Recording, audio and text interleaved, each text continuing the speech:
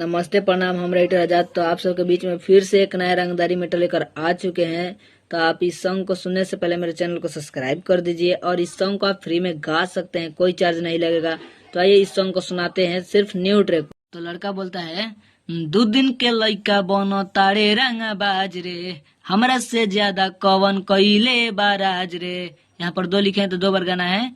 तो 2 दिन के लइका बनो तारे रंगा बाज रे, हमरा से ज्यादा कवन कइले बाराज रे। ज्यादा ना बोल बाबू हमारा ते सोझा, ना तो तोरे रोजे मुड़ी कटी, त माथा पतोरा रोजे राइफल सटी, सावधानी हटी दूरे घटना घटी। माथा पतोरा रोजे राइफल सटी, सावधानी हटी दूरे घटना घटी। इस सॉन्ग का अंतरा लिखवाने के लिए मेरे से डिस्क्रिप्शन में नंबर दिया गया है, मेरे से संपर्क कर सकते हैं। आप इस सॉन्ग को फ्री में गा सकते हैं, कोई चार्ज नहीं लगेगा। तो अच्छा लगा हो तो मेरे चैनल को सब्सक्राइब कर दीजिए और मिलते हैं आगे वीडियो में। Love you.